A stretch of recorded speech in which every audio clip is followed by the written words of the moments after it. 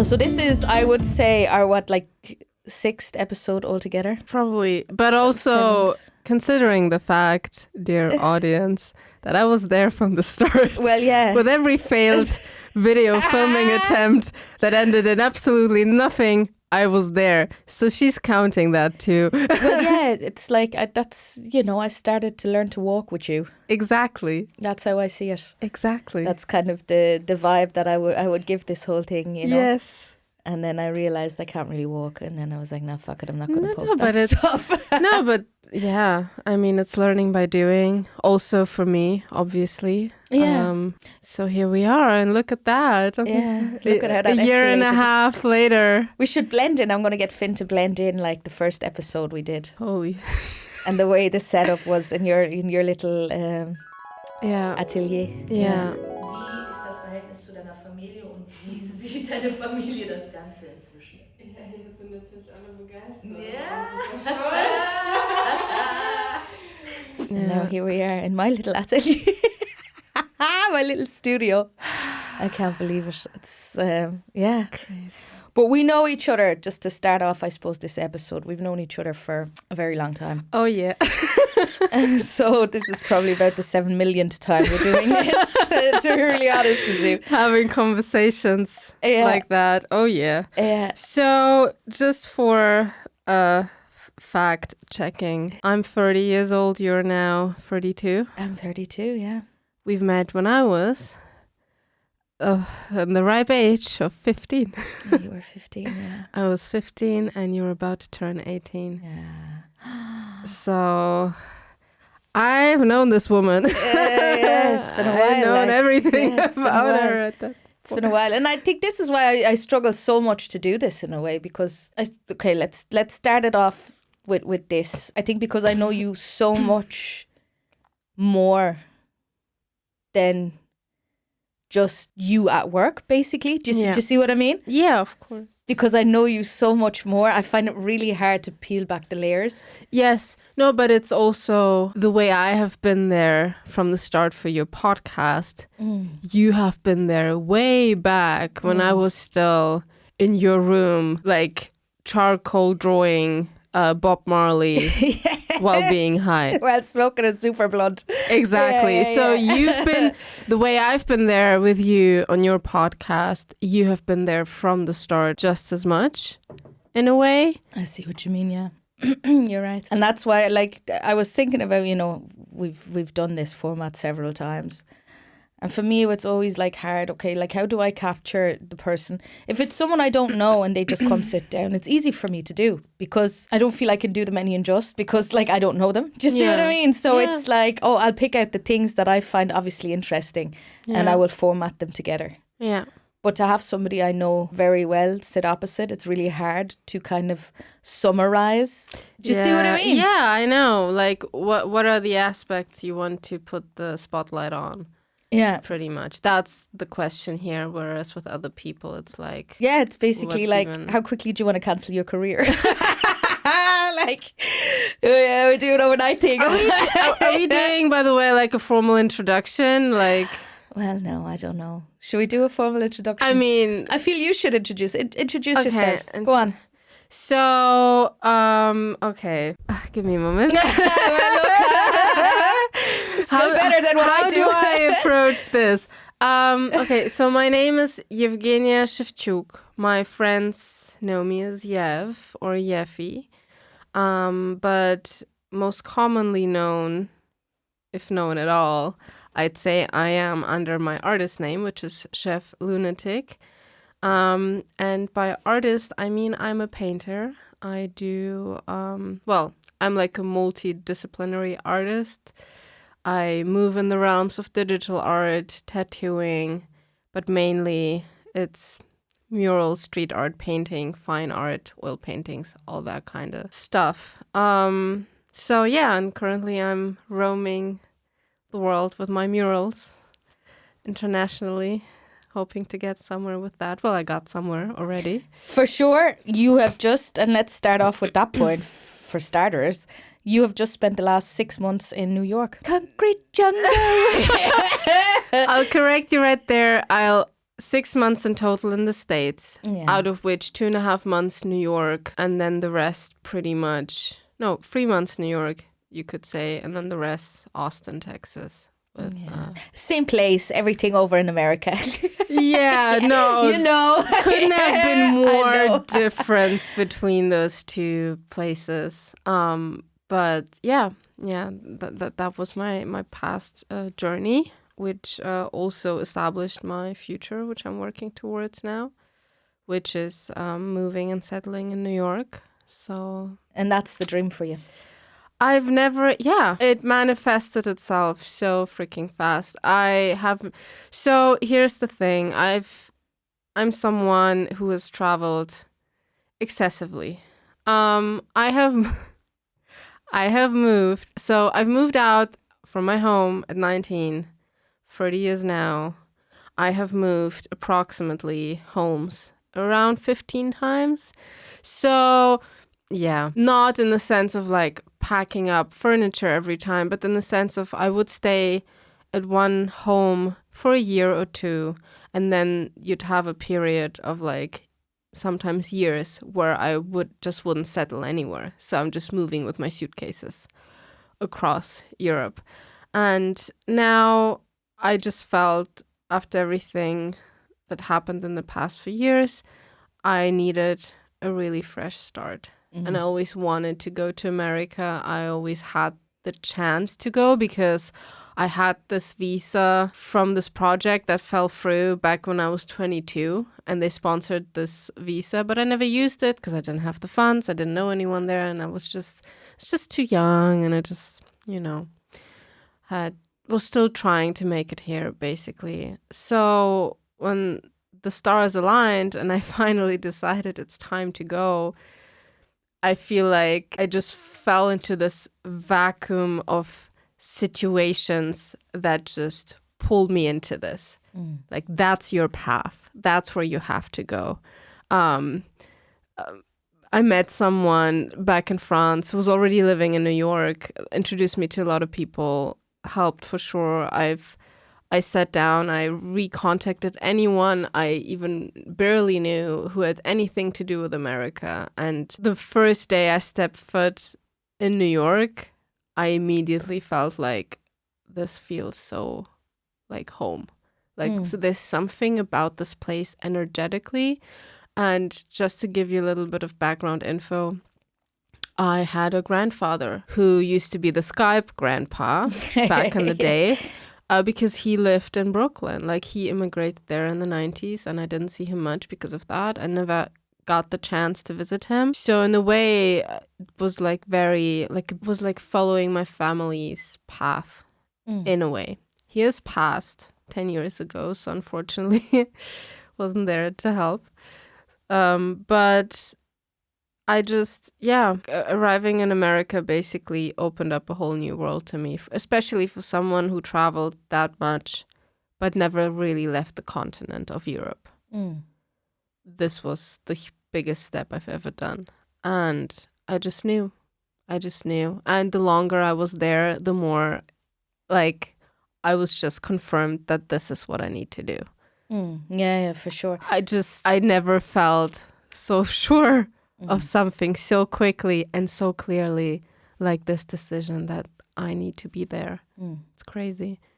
The one thing I always found fascinating, and like one thing I always mention, a story I always tell when I speak to people about a kind of, I suppose, nomadic lifestyle where you just end up all over the place. I think one of the biggest fears we all have when it comes to traveling or living off a suitcase is like, well, how do I connect with people? How do I make new contacts when I'm abroad? How do I just integrate into life?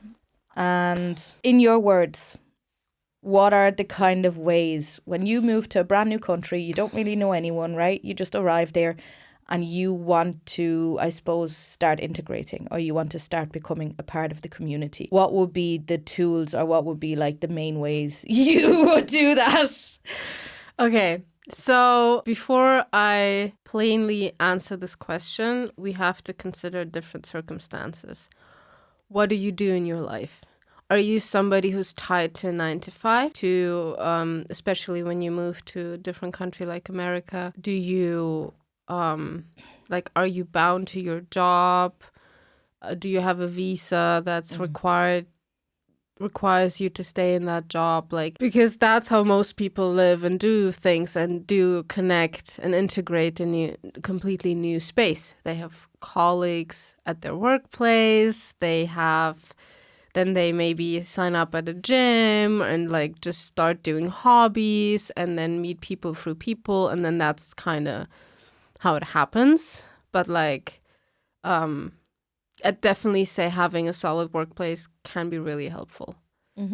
If you're someone like me, my life is in a way so differently structured than most of people's lives, in the sense that there's no structure, really. It comes and it goes as it is. So my whole career is basically based on networking. I need to know people to get doors opened. So if I look back, I've been doing this professionally now for 10 years, more or less. And I have built a network through every job I've done, collaboration, people seeing my work online, contacting me. So throughout 10 years, I was able to build this broad network, which is worldwide, even though I haven't even visited all these places. So saying that I didn't know anyone there before I came there would be a lie. I've known a handful of people. It's just that I wasn't close with them, or there's a risk of like, will they actually respond? Will they be available to connect with me or not? So there are different aspects to it. One thing as a woman, I'll say that outright, is dating apps. For sure. Maybe also for men, I don't know. But I think so, yeah. I think for men I too. think, honestly, a lot of people in general, it's completely, let's disregard gender here. It's a dating app is a tool. It's a connection tool. The way you use it in the end is up to you. Yeah. Right? And what's the easiest way to see who is locally close and interesting? It's an app which system is based on proximity and your preferences, right? So you can see immediately who's in my area, who's cool. Let's put attraction aside, but what do they do? You know, are they like in the creative industry perhaps, which I am? So immediately I'm going to like that person and I'm going to connect with them and I'm going to try and meet their friends and their network. And then, you know, the easiest thing to meet people is to be a cool person yourself. Let's be really honest. Yeah. If you're sociable, if you're cool, if you're fun to be around, if you do, like, especially in a country like the United States of America, if you have something you're passionate about and you go for it, people will love that about you. They will admire you for that. It's very different than in Europe. Yeah. So after struggling and trying and building something in the past 10 years, wherever I was, arriving in America, at least in my case, was phenomenal because I never received that much positive feedback in my life, to be really, really honest, because people were so fascinated by what I was doing. People liked my personality. I am likable. Of course, it helps being an attractive woman. Pretty privilege happens, for sure. But it's not a main thing. It's just many puzzle pieces coming together. But if you're somebody who lives like, let's say, an unstructured life in that sense, like you have your creative business or whatever, and you can afford to just travel, you will know people anywhere. If you really sit down and you have a network and you've been in your industry for a couple of years, if you sit down and really try and remember, who do I know? What connection could I have to this city or to this city? You'll find people. And that's what happened to me. I just contacted the ones I knew. And then it also helps talking to people you know who maybe not there, but who know other people there. And then that's how you build the bridge. And then that's how things happen. And then some connections happen to me entirely randomly through Instagram. I guess some people posted my work because I've done a few murals in a city, which is amazing it's a very niche thing, but as a street artist, like if you do a mural in a city, like people will post your work and then that's how they approach you as well. So I got invited to exclusive events, even as a VIP, like then I went by myself, I went alone and I met people there. And if you have the balls to go somewhere alone, you're going to win in life. You're going to win in life. This is one thing I've learned. You're going to meet people. You're going to be confident, AF, and you're going to be so happy with yourself that you've done this thing. There's just more chance of you ending up in a conversation with somebody, right? Because like if you're just hanging out with your friends, and we've done that before. Yes. We've done that before. I've been in certain settings by myself and then I've been in certain settings with you. And I've always found that like when I go by myself, I just tend to speak to way more people. Oh, yeah. And I think any event where anybody plans on networking, like do it by yourself. Yeah. Because if you do it with a friend, you're like, oh yeah, let's do this together. You won't. People, I think you seem less approachable as well. You know, and I think people that are by themselves automatically gravitate towards. If you go there with someone, you need someone who shares exactly the same mindset. Like you need to, like, if we would go somewhere now, I know, like, it would work great because we would not like stand there and like take care of each other. Yeah. We know that we can stand as individuals and roam the room however we need it and then check in between with each other as we want to. If you go somewhere with someone who's like hanging to your like jacket, then obviously that's not a good idea. Yeah. But it can be helpful to have someone with you who shares your mindset. Otherwise, I'd definitely say go by yourself. Because also, like, again, living the life I live, you gotta have balls, which I recklessly have. Not in a way where I'm like, I'm so great because I do these great things. No, it's just that I'm just way too curious to not do them. And I'd rather fail and suffer than regret to not try something. Like that's just who I am as a person. So, you know, whenever there's one rule that really helps me in life in general. Whenever you feel like a protesting feeling to do something, that's kind of the sign where you go like, okay, that's exactly what I have to do then. Yeah. Like if there's a teeny tiny bit of you is like, oh, like I would like to do it, but like I'm scared. That's when you know you have to do this thing. Like that's the thing you need to do. You need to put your entire focus on doing this thing. That's your sign. Go for it. No, you're right. You're absolutely right. But going back to the start, I mean, things weren't so glamorous from the beginning. And I guess for you, growing up in Kiev in the Ukraine for the first couple of years of your life. Yeah. And I suppose coming from a culture that has maybe a little bit of a different mindset in terms of achievement and getting places. What was your childhood like in kind of a nutshell? How would you describe it? It was very... How do I say this in the most politically correct way? I was taken care of, but not emotionally. And I was under a lot of pressure to perform and to fit into a mold. And whenever I wouldn't, that would be a problem. And these two things don't go well together. It's one thing to put pressure on your child, but then supporting your child emotionally as well, which is still not ideal. I mean, depends on the amount of pressure. We still have to like, I guess as a parent, you'd agree, like you have to push your kids still, of course. But if you do that and then also emotionally neglect your child, that will be problematic. I learned very, very early on that I was not fitting in any environment in my life until probably the age of like 19. I never fit. I was a misfit at school because I was an immigrant and I was eating weird sandwiches made by my grandmother.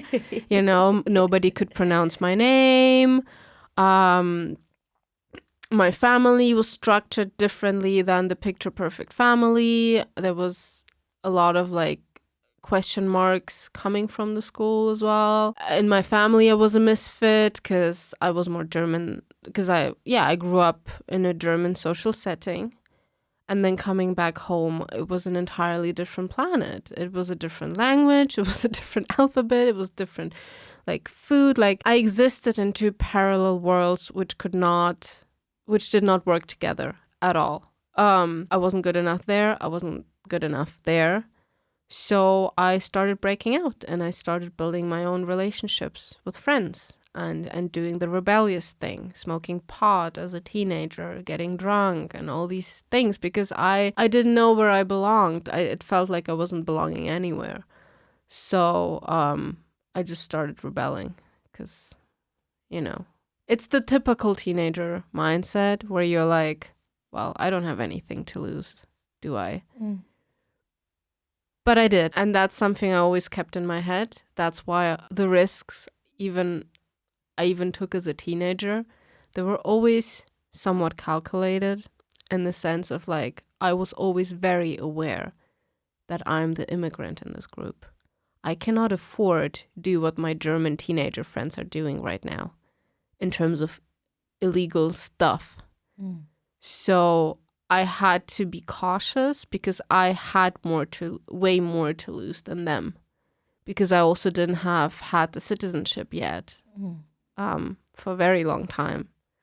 So, but at the same time, there was this one thing that kept me going, which was always art, which was the one thing everyone everywhere admired me for. It started at like 5 years old. I was pushed to go to classes. I was better than any child. The teachers would tell my grandmother, there's nothing I can teach her. She's too good. You need to find other teachers. Like it was that kind of level. So that was the one thing I was admired for universally. But even there was a phase where I was giving up on that because I was caught up with getting high and not giving a fuck as a teenager things. So yes, but let me quickly just brush in here as your friend. I think especially when we met, I think we were all kind of going through that phase where we were trying to distract ourselves from life. Yeah. And I think we all were going through this forever young vibe. Yeah. Where it was all about like, let's listen to music and be cool together, And the one thing that I always found really funny was how serious you took art.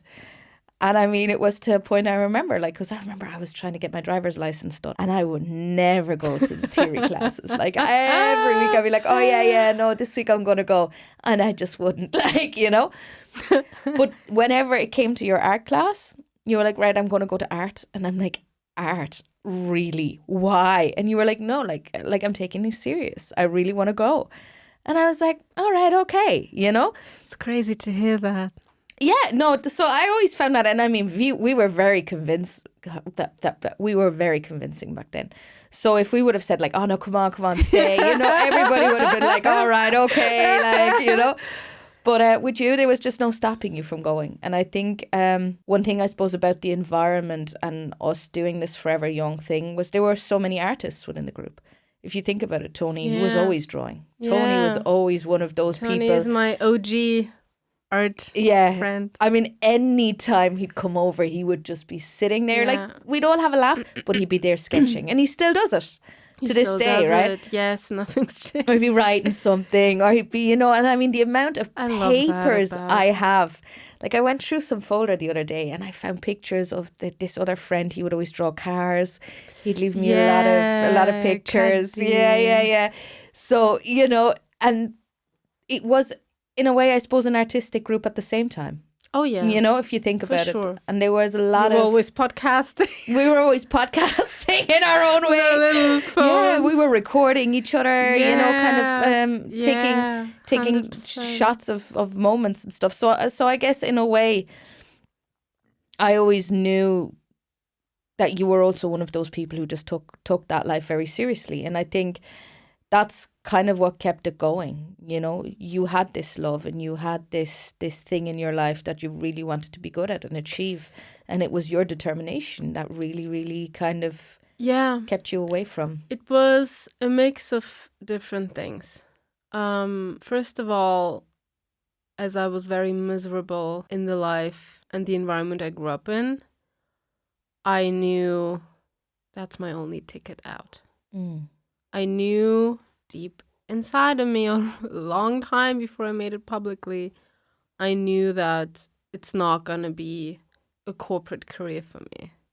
I knew that all I want is pure freedom, me being the boss of my life, because I had so many people telling me all the time what it is, what I had to do. And whenever I was following these things and then would struggle, nobody would be there for me to emotionally support me.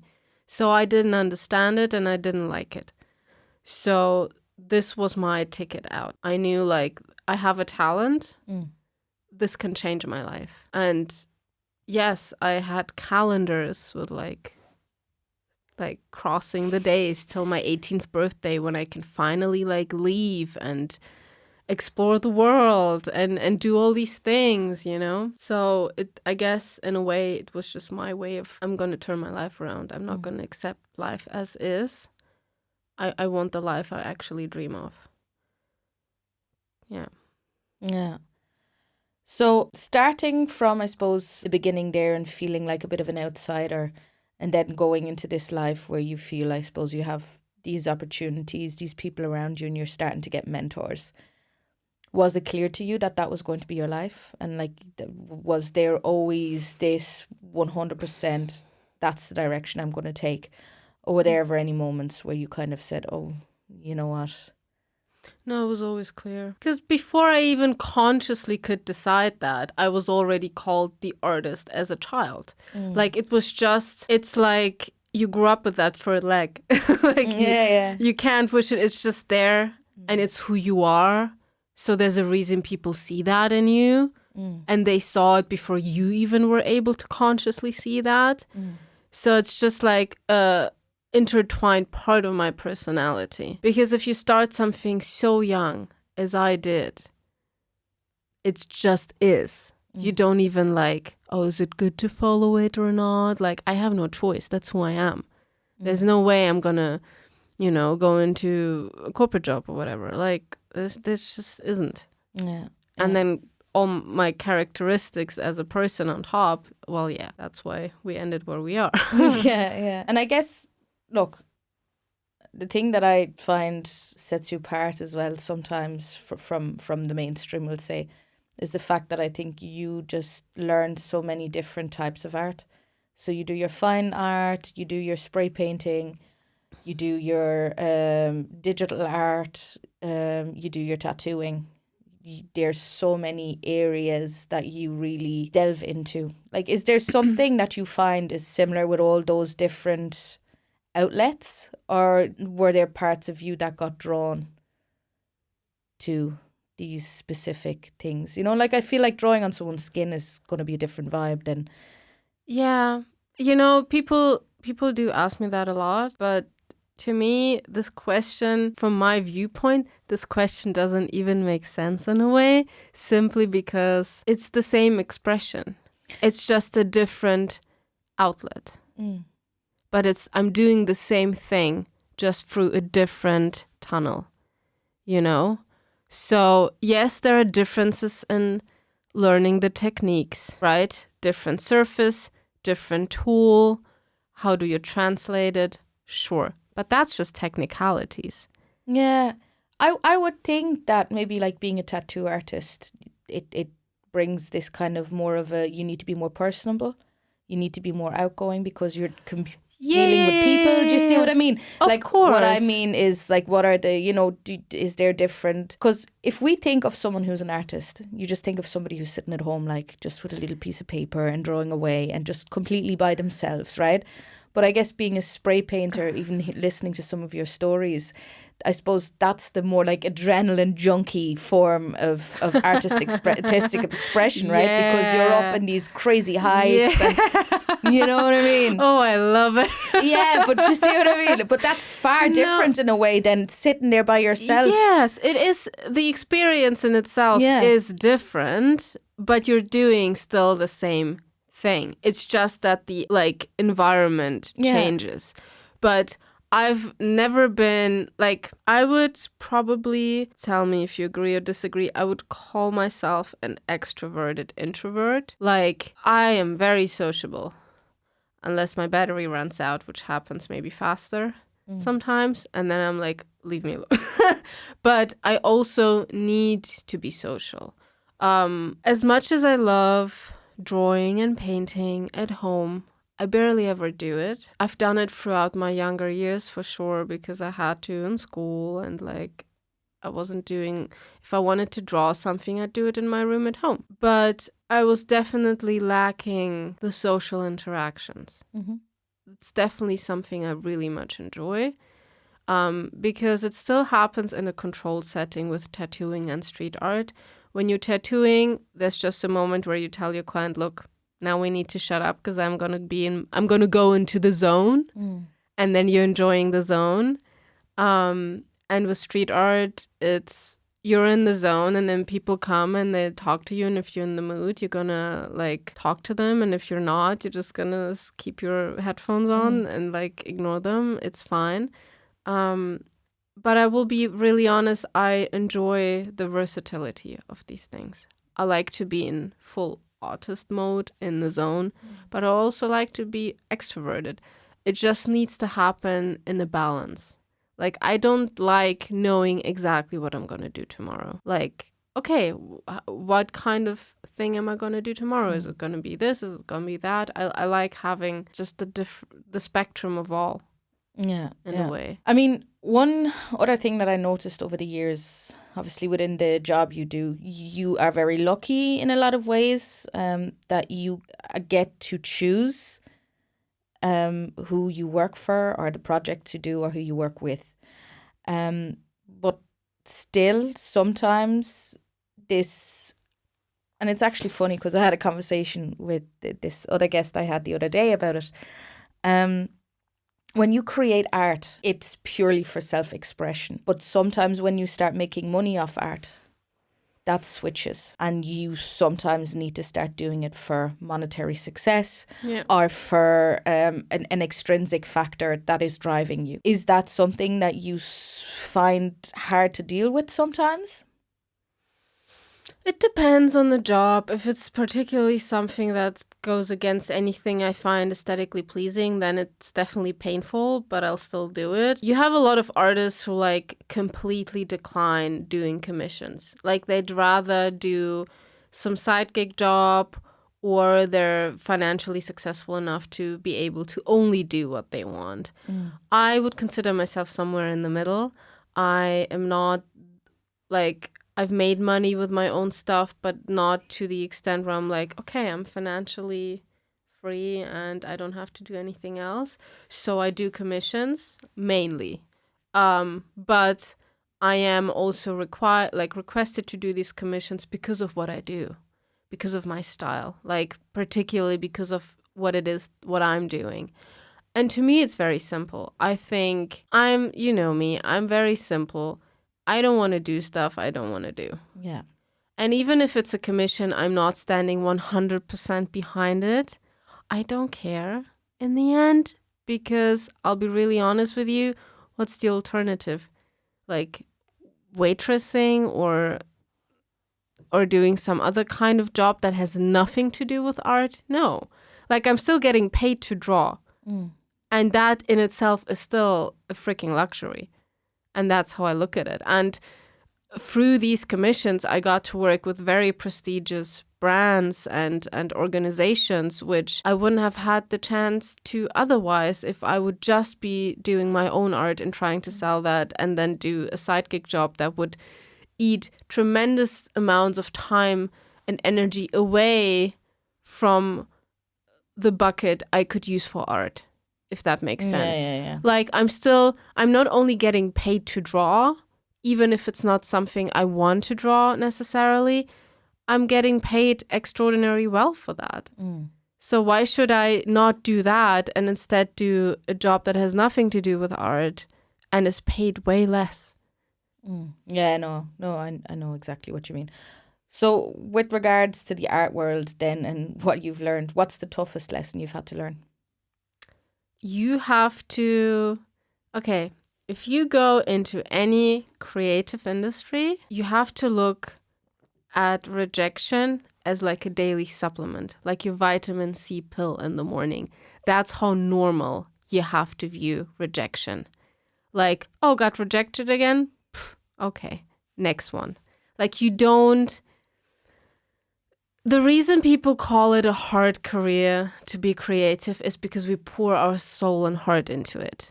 And that's what makes it so magical. So any small success you get feels like you're in heaven. Like you're living your dream life right here, right then. Here is the proof in money, in publications, in whatever form, right? But until you get these successes, you will get rejected like 100 times. But the minute you gain success, even if it's 1 out of 100 times, it will be all worth it immediately. So that's the one advice I'd give anyone. Like, rejection and failure is just a very normal part of the process to get to the dopamine of success. The other thing that we share in common is that we have ADHD. And I suppose looking back, I think in a lot of ways, that's what always made us understand each other a little bit better. Yeah. And I think where a lot of our friends used to look at us and be like, fucking hell, what's wrong with these people? I think we always got it immediately.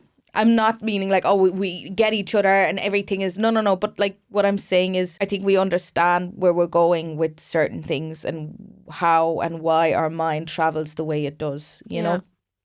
100%. And I think that's been a driving force for being able to kind of, I suppose, get each other back to more of a, no, look, you know, this is where we should be at, not up here.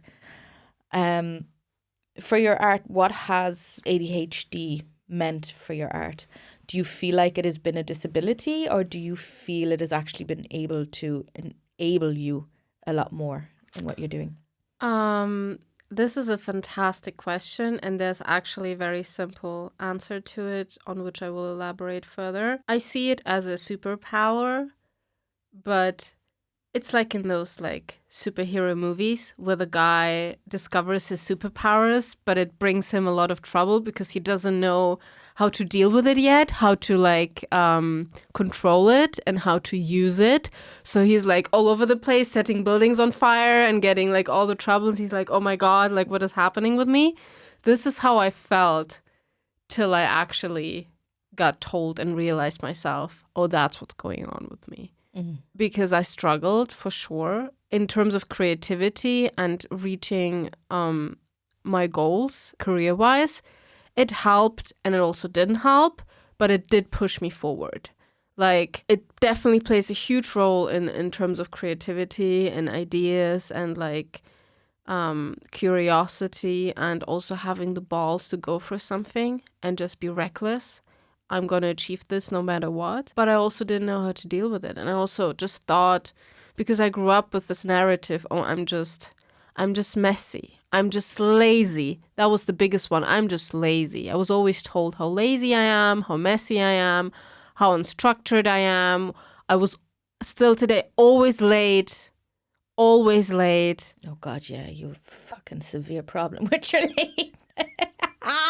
I know, like it's better now, but still there. It used to be a running joke. It's like, I wonder how late she's going to be. And I would always said plan about an hour. Buffer, like. Yes, I like to give you reference. I've lived literally in front of my school, like down the road, down the street. It's like a realistic 3-minute walk. Yeah. And I was still late every day, at least 5 minutes, to the point where my teachers was so pissed off with me that he would write down the amount of minutes each day. One time he even wrote down 30 seconds. And he then would calculate, add these minutes together until it's 45 minutes and then send me into detention. That's how late I was. That's how much I was hated for that.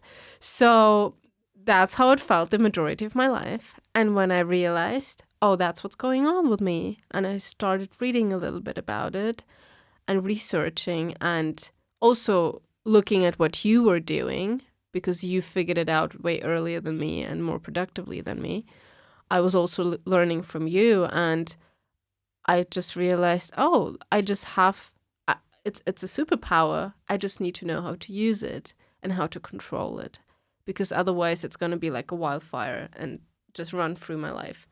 But once I realized, okay, the things that I have a hard time dealing with, that's how I can tackle that. Writing down, making lists, making schedules, having reminders.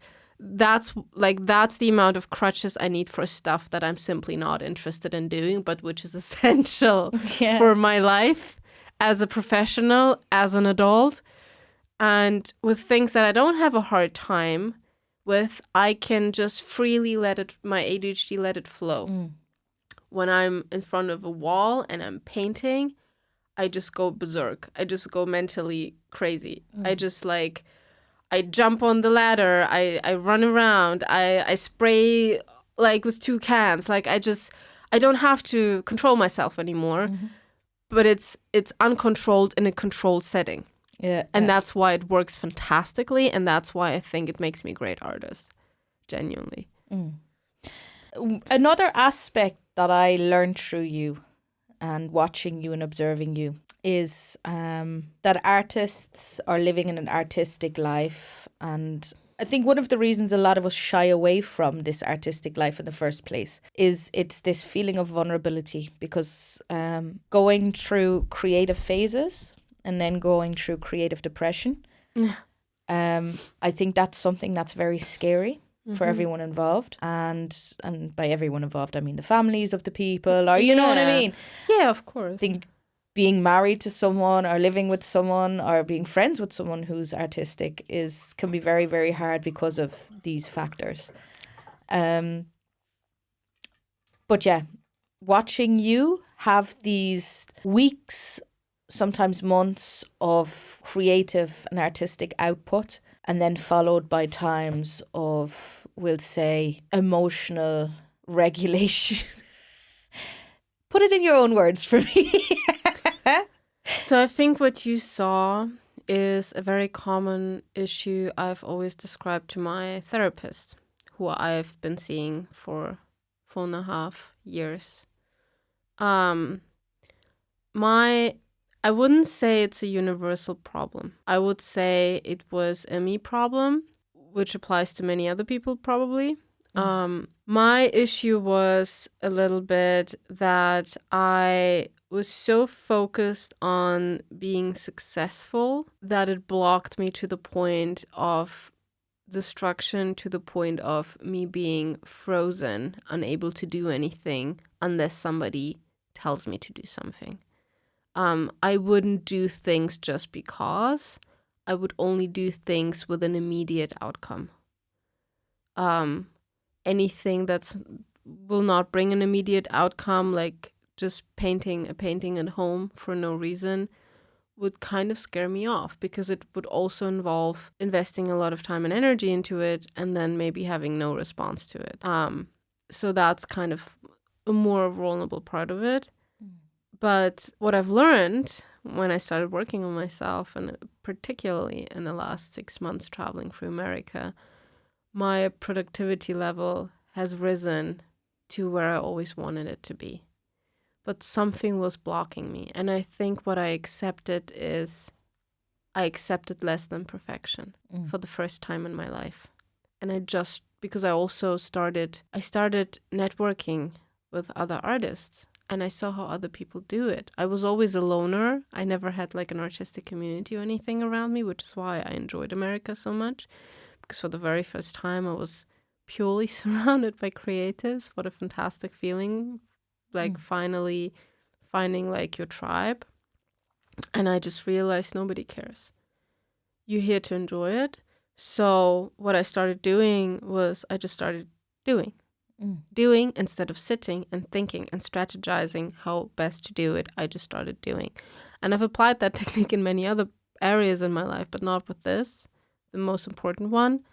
And when I just started doing, no matter the outcome, not only I had great outcomes, I had way less time to think about and have destructive feelings about how I'm not good enough. That's really all there is. You just have to do stuff and not think about doing stuff, and spending less time evaluating who you are, how good you are you where you want to be at this stage in your life. Like, all these things do not matter. Like, it doesn't have to look good on paper. It has to look good in real life. And when I started doing, more things came along, and that's how I created a momentum that I'm still in and not stopping anytime soon. I'm realizing, I was overthinking things because I had way too much time to think about things instead of just creating things. Because whenever I create, expression is the opposite of depression. Mm-hmm. Yeah. That took a different direction than I thought it was. That's very nice. Thank you for being very vulnerable there. Yeah, I guess in a way, the way I always saw it was more broader, seeing that you were going through these creative phases where you were being productive, and then you were going through the kind of recovery phases of that extreme production as well. You know what I mean? Yeah. Or productivity. It's this what? Yeah, no, this is also definitely a thing. But so I had that the beginning of the year. I had a very extensive 4 or 5 months.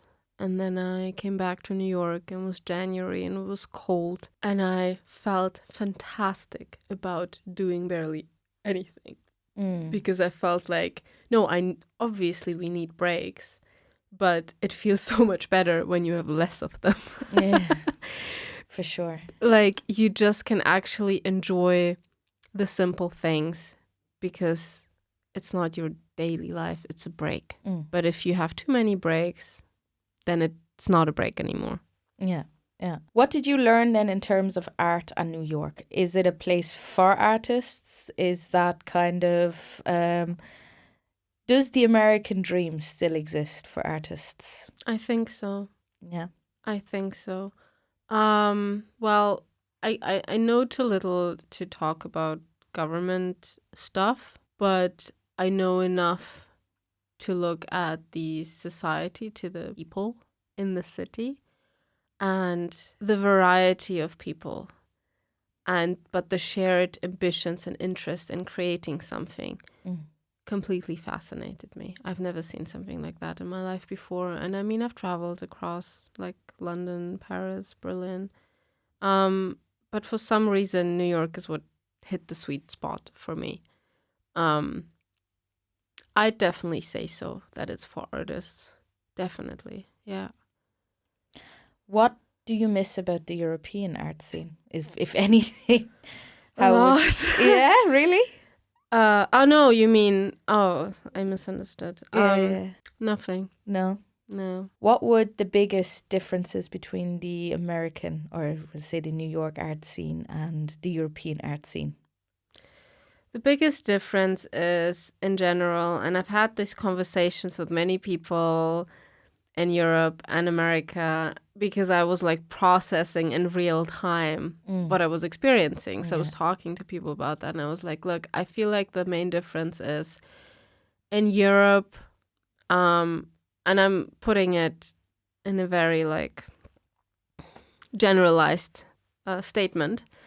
In Europe, it feels like you need to go to school, you need to have the right certificates, you need to be backed by an institution, or you need to come from some form of elitist background to get through these doors.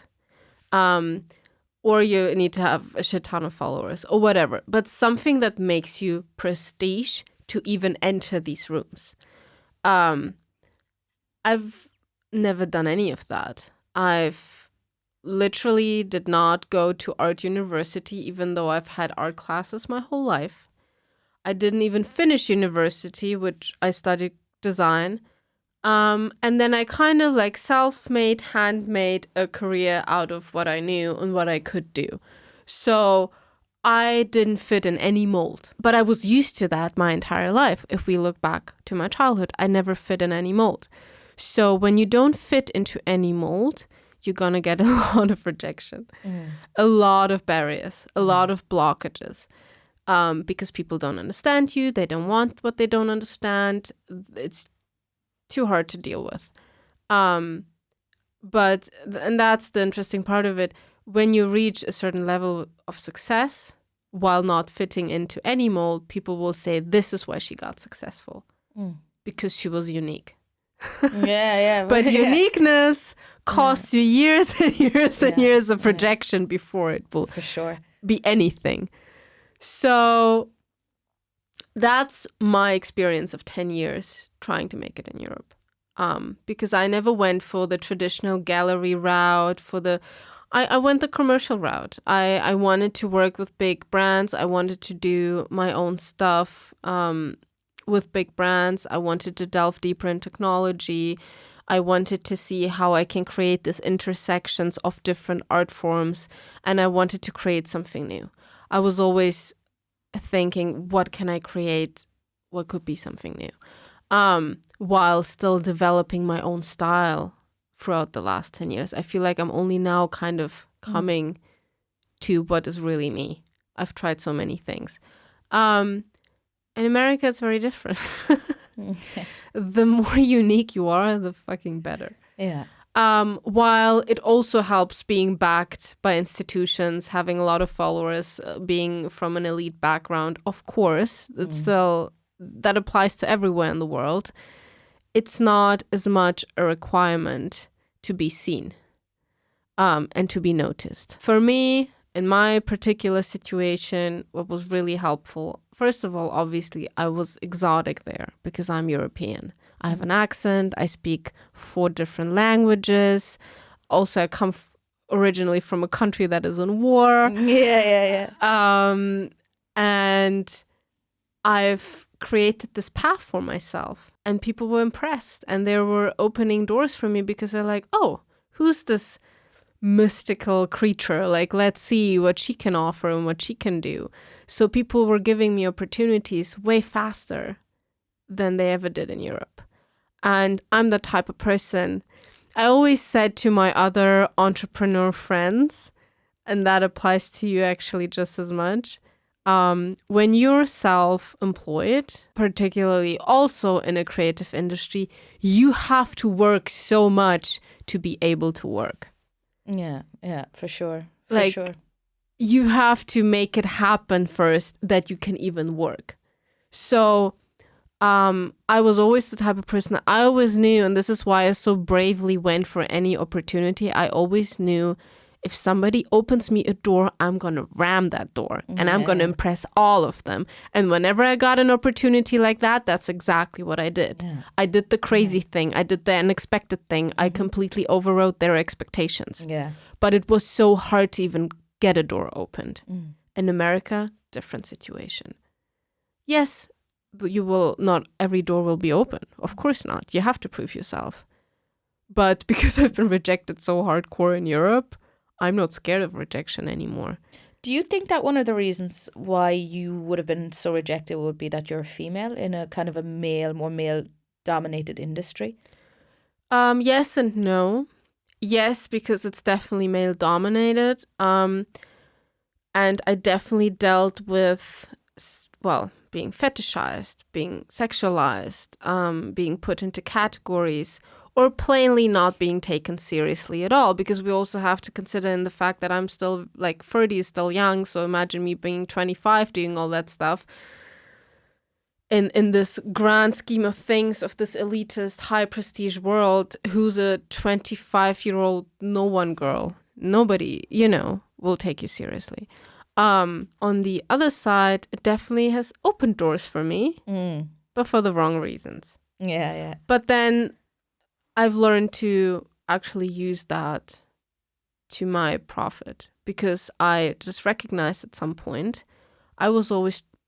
that's a universal female thing. We always want to do the right thing.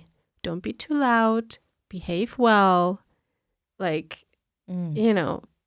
be accommodating. Yeah. So that's what I was doing. And whenever I felt like something was happening on a morally kind of wrong level, I would like go away from it. No. You only want to hire me because you think I'm pretty. That's wrong. We cannot do this. Now I'm like, no, men particularly have used me so much throughout my life. I can profit from that too now. Like, there's no reason I have to be this morally strict.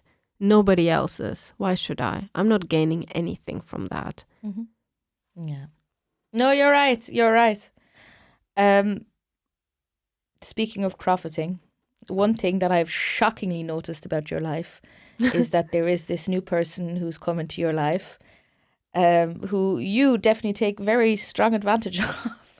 And that's our friend ChatGPT. Oh my God, you and ChatGPT. I swear if the world ever got taken over by ChatGPT, I'd be friends with you and your ChatGPT because you guys are like bezies. And I think with everything, most of us are shying away from artificial intelligence to a certain level because I think we're all scared. We're scared that ChatGPT is going to somehow learn to manipulate us and trick us into doing shit we don't want to do. And especially in the art world, I think people are terrified that their art is now going to be replaced by AI and that people aren't going to be reaching out to artists anymore. They're just going to ChatGPT for their daily dose of art. How do you feel about the entire situation? Bearing in mind you are bezies with ChatGPT, so be careful what you say. You will hurt his feelings.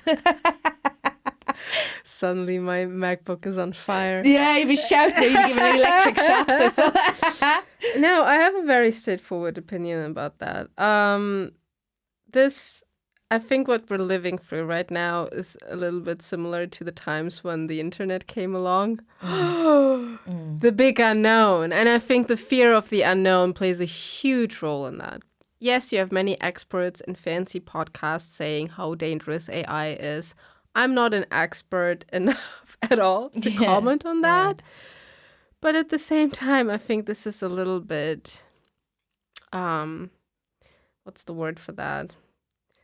Like, it's an attention grabbing thing to like spread the danger of AI. Like they like make it, they turn it almost into this Hollywood narrative, how AI will turn into robotics that will destroy the planet and eat us alive or whatever. And this can exist, whatever. You will always have people who will believe whatever. That's fine. I have a very simple approach. It's a new technology. We don't know yet how far this will go. Probably way further than we're even aware of, for sure. But the main question here is not whether AI will turn into human-eating robotics. The question is more, this is an incredible tool. What is the right way to use this tool? Are we going to exploit people? Or are we going to take AI to do the things we as humans do not enjoy as much doing? So therefore, it creates for us more time to do the things we actually care about. And for me as an artist, this is why I'm bestie with them. It's like an assistant, and it's perfect because finally I don't have to spend hours on writing emails I don't enjoy writing, right? Or any kind of knowledge I'm lacking. I know you cannot trust it 100%, but you can trust it to a solid 90, I would say. So it has made my life so much easier. And as long as I can remember, I always said one day I'll hire an assistant to do all that crap. Now I don't have to do that. Yeah. Fantastic. And another thing, and I will quote my stepdad on that, the people who really make a difference, or the people who are really good at what they're doing, they're never going to be replaced. I'm not scared at all to ever be replaced by AI. I think, if anything, AI will elevate my art to an extent we cannot even fathom yet. I see it as an outlet, as a new other outlet. Also, we have to take into consideration, I don't just do art with AI. I use it as a tool for my art. I create references in it, which I then Photoshop and put in together with the other images I have. It's a fantastic tool to work more productively and create new ideas, which I wouldn't have been able to create maybe in that speed of time before. So do I think it's right that, for example, AI references their images to all the artworks from all artists in the world? I think it's okay. I don't think it's okay they don't ask for permission. I think that would be the right thing to do. But hell yeah, use my art, AI, to like evolve as a technological tool. Like, people always like, yes, I don't want you to copy my artwork and then make money with it. That would kind of suck. Yeah, for sure. But at the same time, people act like they're inventing this incredibly new things. Like, yes, I'm also somebody who's eager to create something new, but I very much realized that to an extent. It's still the same wheel. And I'm going to quote one of my art teachers on that. The way you become an artist in 3 steps is you learn the techniques to really get it right, to really have your expression tool right there. Then you go out in the world and you get inspired and you look at what others have done and do. And then you come back home and you take first and second step and you create your own thing. So nothing really gets created without inspiration. So I think art is like a worldly like good, that we share. And of course, there should be barriers to how much we share and when we should get compensated for that. But at the same time, even before AI, this was happening. This is not... plagiarism, it exists in every industry. Artists have been copying artists. Yeah. Always. Yeah. And they've been called geniuses for that. Look at Picasso. Yeah. That's literally what he said. And therefore, I see it a little bit more liberal in that regard. Okay. Where do you see the art world heading? Bearing in mind, obviously, we have this AI side as well. Where do you see the art world heading over the next 10 years? Do you think that the likes of social media are giving more people platforms, so more art is going to exist? Do you think there is just more freedom? Like, what's your kind of idea around? Honestly, when it comes to the roundabouts of the whole art world, no idea. I honestly don't even care that much. What definitely is happening, and because this is something I've noticed, because that's the route I want to go down, is technology. Yeah. How we can introduce technology more into our artistic creations. How can we make art a useful tool by combining it with technology? So that's my approach. I want to see the realms I can get to by creating these intersections. And I think overall you could possibly say that that's kind of the direction. We've already seen it with like scanning artworks on apps and then they become these 3D animations, stuff like that. So similar stuff has been happening a lot. So to an extent, I'd say that will definitely play a role down the road as well. Do you think we're going to see more art in the cities? Because that's one thing I don't like about Germany. I'll be really, really honest with you. That's this one thing I absolutely hate about Germany, is that they're not more lenient with giving nice walls up to artists. I know. I don't see that happening in Germany at this current stage. It's just not an interest or a priority. Exactly why I've left, honestly. Exactly why I feel drawn to a city like New York, even Paris, even London, even Berlin, because street art is so present and it changes the entire environment to a crazy extent. I just love street art. It's amazing. It's gorgeous. Like, because it becomes this public good. It doesn't belong to anyone. It's just there to create an atmosphere. And For this is everyone what to enjoy. exactly. No matter who you are, no matter where you come from, this is what I love about it. When I create a mural, I talk to all kinds of people. I don't talk to this exclusive group of people who came to drink champagne at a gallery. Yeah. I talk to homeless people. I talk to business people. I talk to fancy people. I talk to any sort. And people for a second just become people. Yeah. And we don't care who they are and what they do. They just admire the same thing and they connect based on that. And that's fantastic to see. It's beautiful.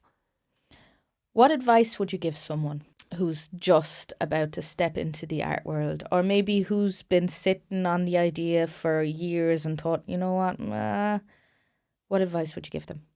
Less thinking, more doing. Failure is a natural part of the process. Rejection is your vitamin C pill. Should they put their art out there? Yes. Yeah. Yes.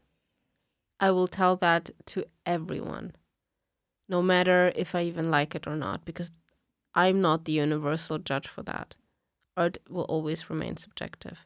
So if you want to find your tribe, you have to put yourself out there. That's the only way. And get judged and cancelled and hated. Yes. That's all part of the process. It's all part of it. Really. And you know that. I know that. Fucking hell, tell me about it. There's one thing I know and I've learned over the last 6 months. Jesus. Viral videos, huh? Put yourself out there and enjoy the shitstorms. But yeah, no, totally agree with you. But these haters are an essential part to your success. These haters, they have brought many influencers to the Oscar carpet, you know? Yes, I think in order to hate something, you have to feel something for it. You've got to feel something. Exactly, because hate is not the opposite of love. It's indifference. So as long as you create a feeling, you're successful. Trigger an emotion. Yes. No matter in which direction it goes. And there'll be someone who'll be ready to support you on your side. Exactly. And that's why the most controversial people become so famous and successful. Because you don't have to agree with them for them to be good at what they are, what they do. Yeah. You just have to feel some type of way. Anyway, fucking just feel something.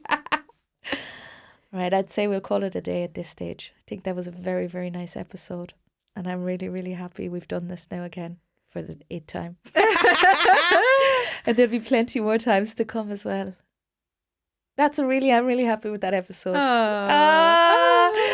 Reels. All right, let's call a cut from here and then we'll start on with some poison, Yeah. Yeah, let's poison.